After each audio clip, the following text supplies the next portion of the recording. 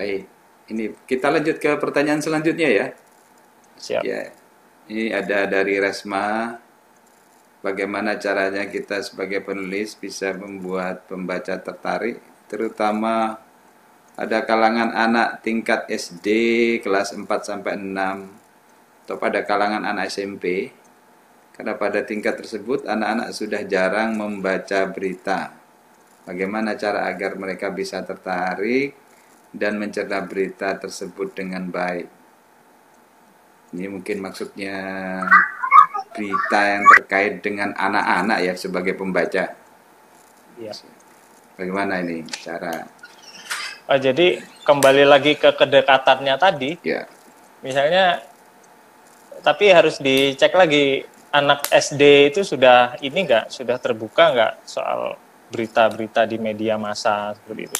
Kalau misalnya di koran, saya kira ya mudah aja ketika redaksinya menyajikan halaman khusus anak. ya, Menyediakan halaman khusus anak, di situ ada informasi misalnya yang lucu-lucu, misalnya apa tips-tips ringan, artikel berita-berita yang memang ramah anak gitu. Misalnya berita taman bermain, di situ ada badutnya, terus badutnya ngapain. Kalaupun dia tidak baca tulisannya, memang di situ kita menyediakan foto-foto yang menarik, animasi-animasi, desain-desain grafis yang memang itu bisa menarik si anak untuk membaca. baik. Ya, ada gambar, berita menarik, kemudian ya memang ya, kalau memang tidak banyak anak-anak suka baca media cetak ya, karena memang media cetak kita dan media elektronik kita tidak jarang yang diperuntukkan untuk anak-anak ya. Jadi wajar kalau tidak Ya, tidak tertarik dengan berita. Tapi ya, satu-satunya majalah atau media anak-anak yang sampai ini tetap ada itu kan Bobo ya. Itu bisa diperhatikan tuh. Jenis bahasanya, bahasa anak, pemilihan katanya, pilihan gambarnya ya. Sebetulnya apa yang dilakukan oleh Bobo dan mungkin sisipan beberapa koran ya, seperti Kompas dan Republika yang punya sisipan berita untuk anak ya, sisipan loh ya, jadi artinya anak-anak bukan ya, pembaca utama itu ya, dan itu kadang-kadang juga nggak dibaca oleh anak-anak, langsung jadi bungkus kacang. Jadi ya begitu, karena memang anak-anak itu mungkin dianggap bukan sebagai pasar ya Mas Puja ya, karena ya, media itu juga ada kaitannya dengan pasar. Mereka membuat berita juga mempertimbangkan pasar. Jadi itu saya kira. Selanjutnya Tio ini, terakhir nih Mas Puja. oh Terakhir, iya, terakhir. apakah secara keseluruhan dalam menulis berita harus menggunakan bahasa Indonesia? Bagaimana apabila pada tahap wawancara narasumber menggunakan bahasa daerah? Ya, silakan Mas Puja. Ya, oke. Jadi prinsip utamanya menulis berita harus menggunakan bahasa yang mudah dipahami oleh semua kalangan, dari kalangan acil-acil warung, penjual nasi kuning, penjual lontong, sampai kalangan elit, pejabat tinggi, profesor, doktor, dan lain sebagainya.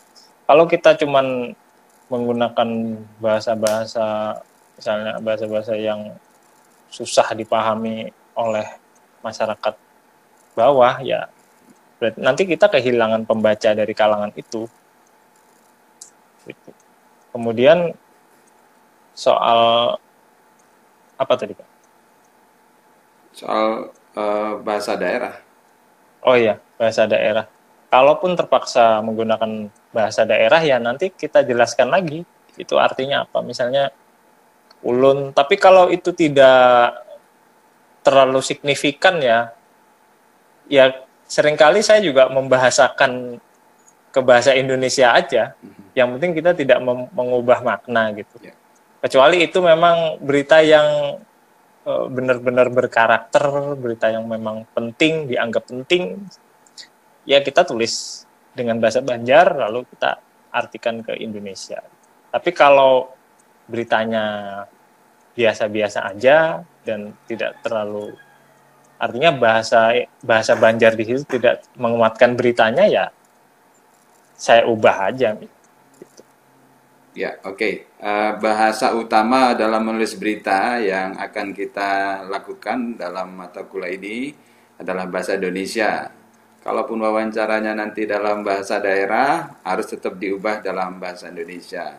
Kecuali ada istilah dalam bahasa daerah yang mustahil diindonesiakan, silakan Ya, gunakan itu. Tetap diberi terjemahan seadanya lah ya, meskipun ya. mungkin tidak bisa pas betul dengan maksud dari bahasa Indonesia tersebut ya. Saya kira begitu. Baik, terima kasih Mas Puja Mandela atas Terima berbagi kasih. wawasannya. Terima kasih untuk semua yang sudah bertanya. Mudah-mudahan ini bisa memperkaya pikiran, terus naluri jurnalismenya mulai tumbuh sekarang.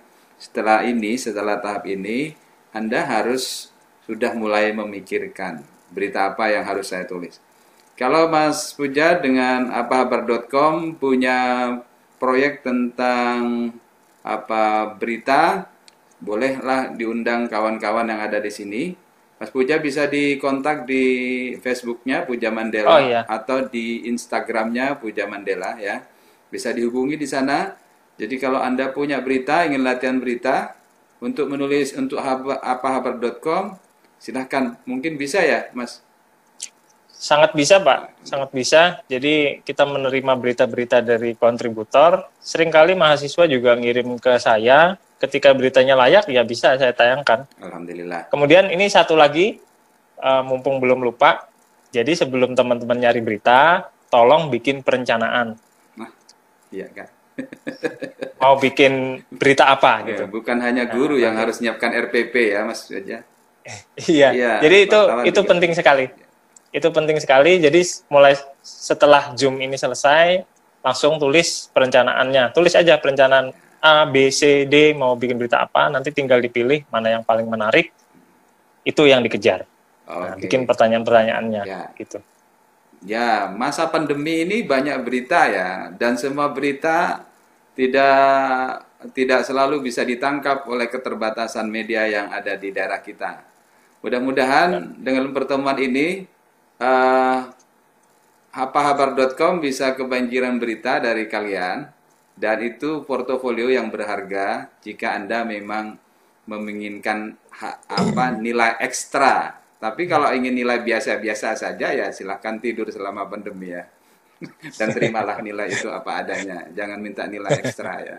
Jika nilai ekstra, silahkan bikin berita sebanyak-banyaknya. Kalau dimuat kabari saya ya. Taruh ya, dikabarkan melalui Google Classroom, kita rayakan sama-sama. Ya, meskipun nanti dimuat di apahabar.com, apalagi tapi alhamdulillah yang paling ya apahabar.com mungkin ya, karena kita kedatangan tamu dari apahabar.com. Mudah-mudahan nanti berita Anda cukup menjanjikan ya. Anda bisa mengembangkan keterampilan menulis berita Anda di sini ya. Ingat, berita yang bagus tidak langsung ditulis satu kali langsung bagus ya.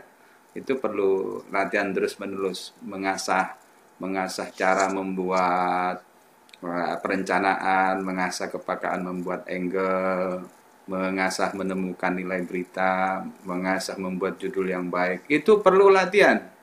Mungkin 2 bulan, 3 bulan, sampai 1 tahun, baru setelah 1 semester ini, mudah-mudahan kalian itu bisa punya bekal tambahan selain untuk jadi guru. Ada banyak ya, karena keterampilan jurnalismenya, dia bisa jadi tim tim komunikasinya pejabat loh. Itu ada alumni ULM ya, yang sekarang jadi juru beritanya Anies Baswedan di Jakarta. Padahal dia lulusan komunikasi. Apalagi Anda yang dari bahasa Indonesia punya kesempatan untuk itu. Saya ingin berencana memang ingin menghadirkan timnya Pak Anies Baswedan itu ke kelas kita. Mudah-mudahan Anda beruntung ya. Saya akan undang dia masuk ke kelas kita. Ya, untuk memberikan inspirasi harus Anda termotivasi menjadi memproses diri, mampu menulis berita yang baik dan benar. Terima kasih Mas Puja atas waktunya. Ya, Makasih, Pak. kita akhir sampai di sini. Saya cukupkan sampai di sini. Sampai ketemu lagi Mas Puja. Ya. Semoga sehat, Pak. Baik, Semoga silakan sehat, nyalakan teman-teman. Terima kasih mikrofonnya semua. Mari kita ucapkan terima kasih kepada Mas Puja. Terima kasih, Kak. Masih teman-teman main-main. Terima kasih, Kak. Main-main nantilah ke kantor. Ya. Iya. Panas Hubungi dalam, bisa di peluk dalam. Iya. Ya. ya atau nanti kalau mau konsultasi silahkan aja. Ya, bisa lewat IG Puja Mandela Ya. atau lewat Facebook Puja Mandela. Ya. Sampai ketemu lagi, insya Allah minggu yang akan datang kita akan sudah mulai masuk ke latihan menulis berita. Assalamualaikum Mudah-mudahan berhasil. warahmatullahi wabarakatuh. Waalaikumsalam. Waalaikumsalam warahmatullahi wabarakatuh.